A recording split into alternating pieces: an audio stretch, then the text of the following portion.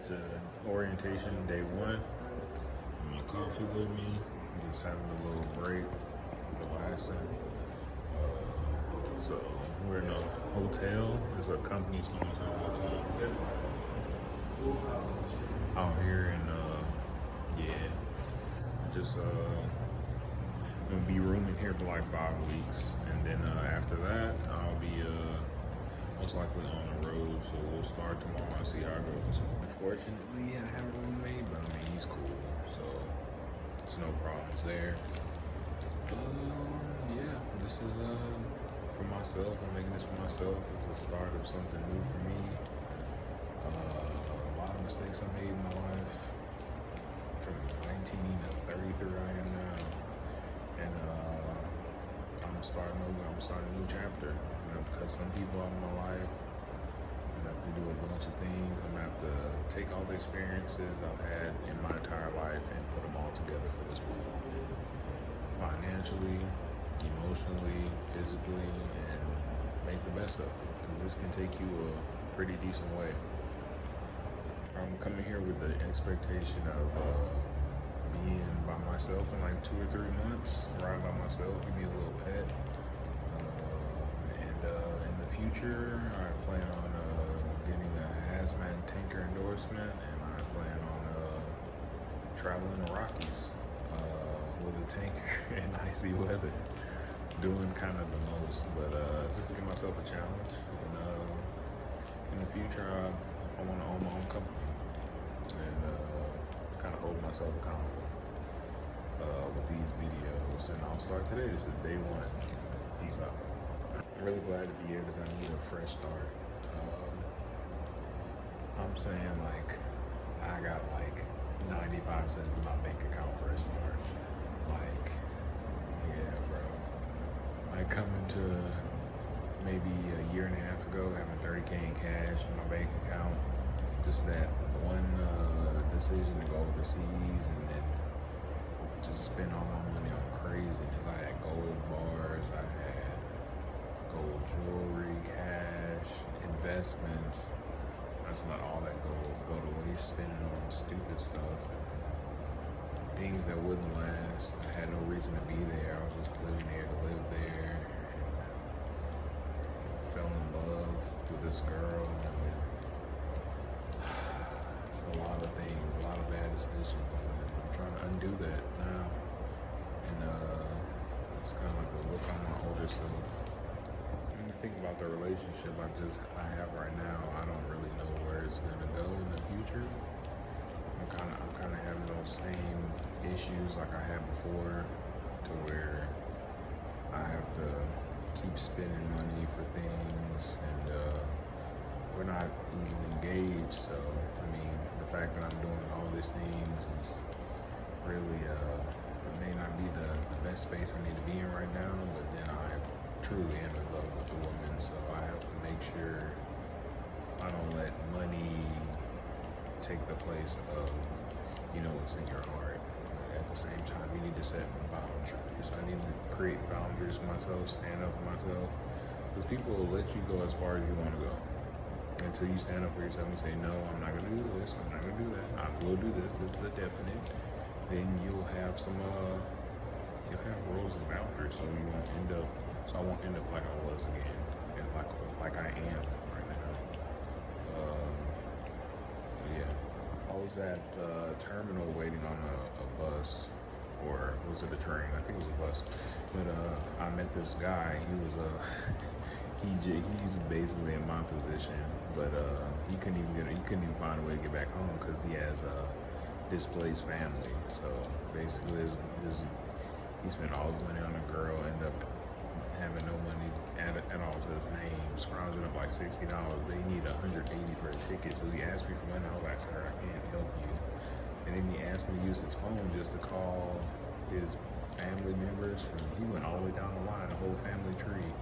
People will call, he will call, they'll pick up, kind of like bullshit him for a little bit, and then say, I'll get back to you, and then hang up. You try to call him again, and goes to his little block voice. I'm like, oh. I guess he burned bridges in his family as well as his ass out of money. Like, bro, I thank God I have my family. I don't have to go through that.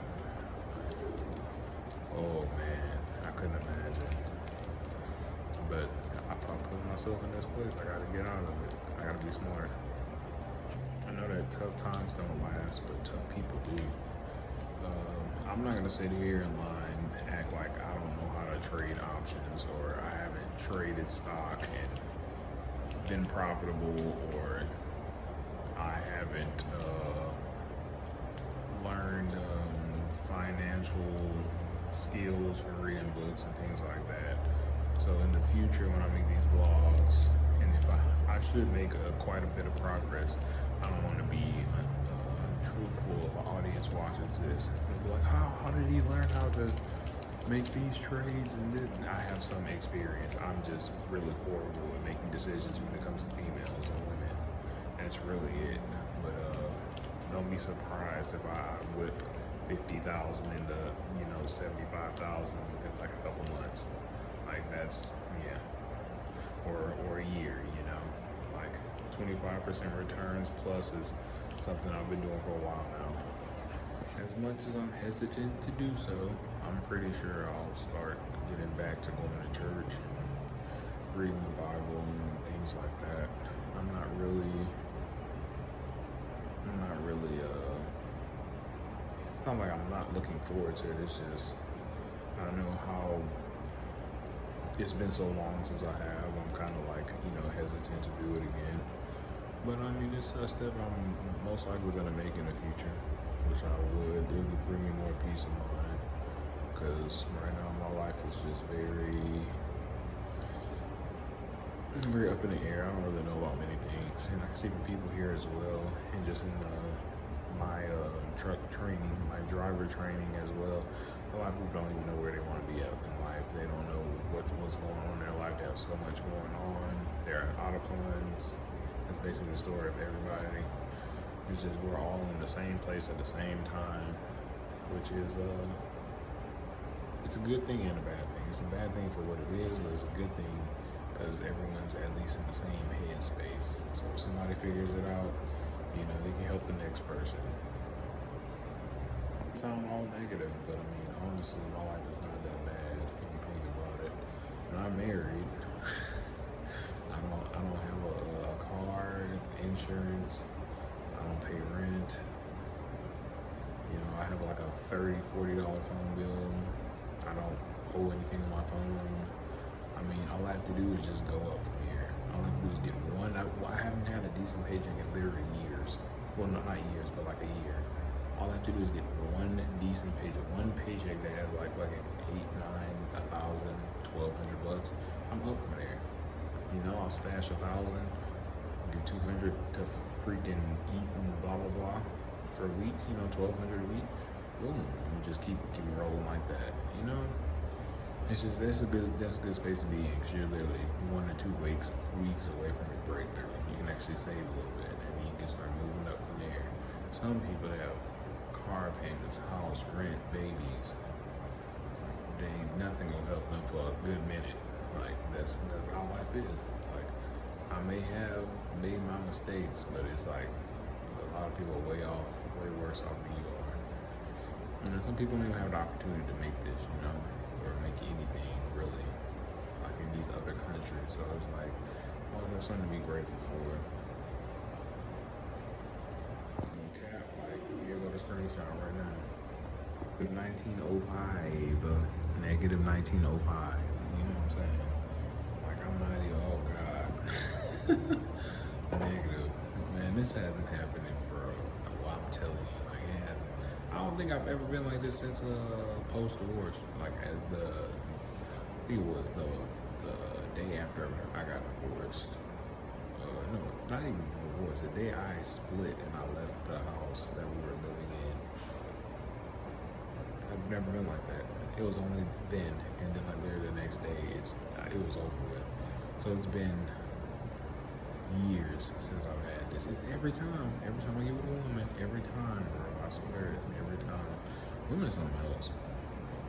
Like, I don't even know. I'll reiterate it again for myself to look back and watch. You let people go, you give people an inch, they'll take a mile, and they won't stop until you say stop.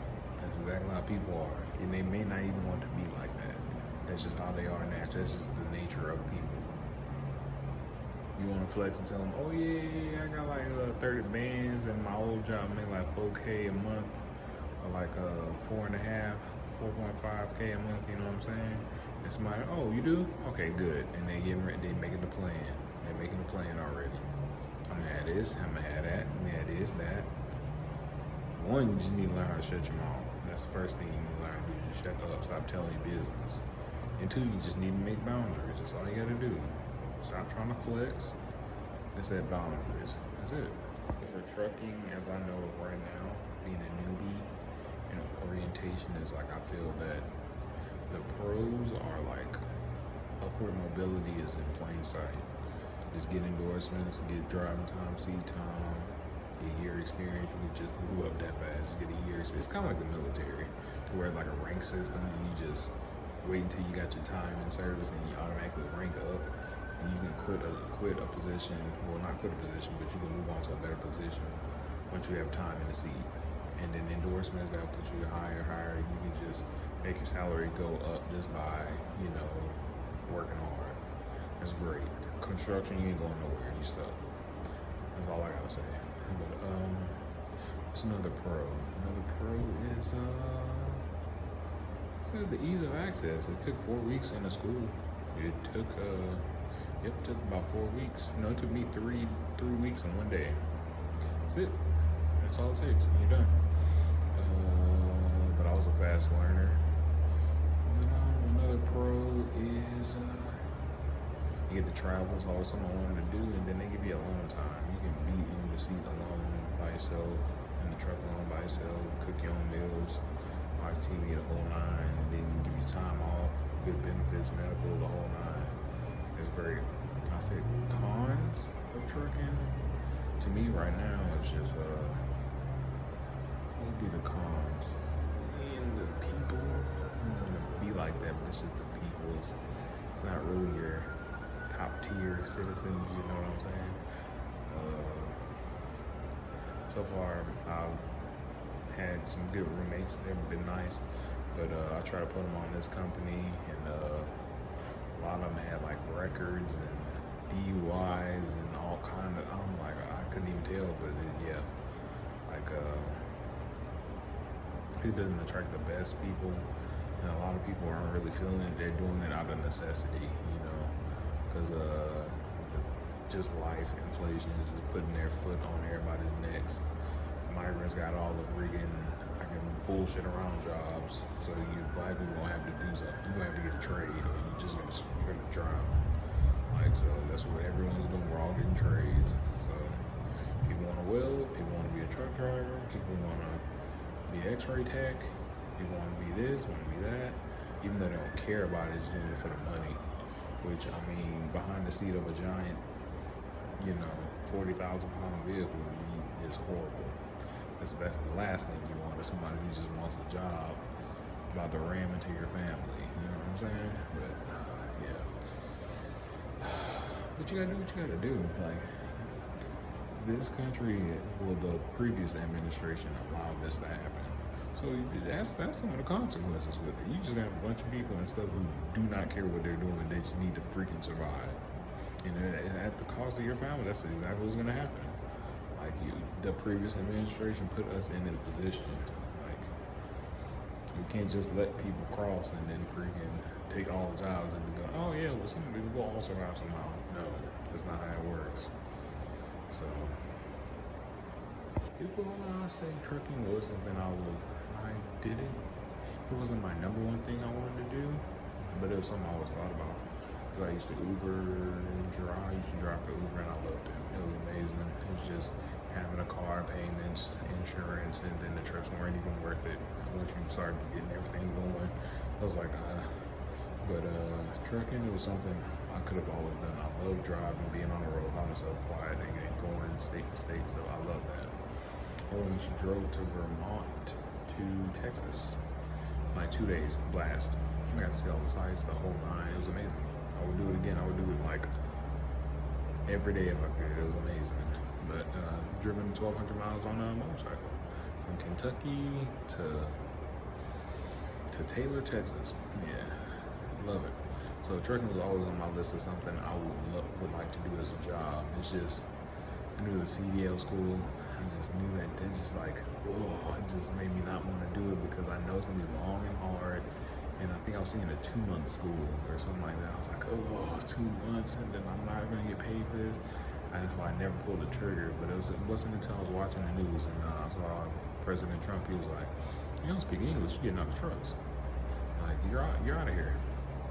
Like I was like, this is gonna free up so many jobs for Americans, and this is gonna be a new wave. Like you'd be able to get there and get a decent job, make a decent living, and you don't have all these people coming from God knows where to take things that ought to belong to you as a sovereign, as a national. I mean, you know, like as a U.S. citizen. So that was like it's always been on my list. And then after him saying that, I was just like, I'm pulling the trigger on it. I'm pulling the trigger on it because that's something I can see myself doing. And it's not I mean, it is oversaturated, but I mean, I'd rather be oversaturated with Americans. I don't want to have to work with foreigners and then freaking have to translate things.